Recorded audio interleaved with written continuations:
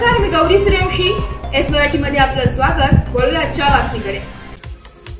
दिंडोरी तालुक्यातील पालखेड येथील irrigation colony जिल्हा परिषद प्राथमिक शाळेत शालेय व्यवस्थापन समितीची बैठक आयोजित करण्यात आली होती. यावेळी जागतिक आदिवासी दिन साजरा करून व्यवस्थापन समितीचे पुनर्गठन करण्यात आलं.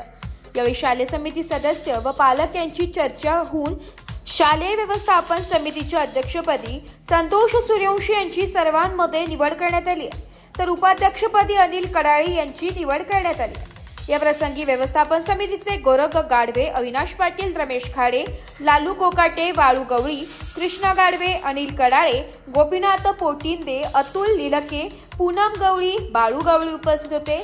यावेळी पालखेड जिल्हा परिषद प्राथमिक मॉडेल शाळेच्या वतीने संतोष सूर्यवंशी यांचा सरपंच बबलू गायकवाड, व्यवस्थापन समिती अध्यक्ष रामनाथ पिठे, धनराज महाले, मुख्याध्यापक प्रवीण खेरनार, संजय सोनवणे, शिवाजी भोसले, दिलीप झुरडे यांनी पुष्पगुच्छ देऊन सत्कार केलाय.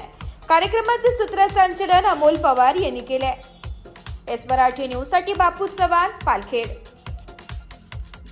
अशाच नवीन ताज्या घडामोडी जाणून घेण्यासाठी आमच्या एस मराठी न्यूज चॅनलला लाईक करा, शेअर करा, सबस्क्राईब करा आणि बेल आयकॉनला क्लिक करायला विसरू नका.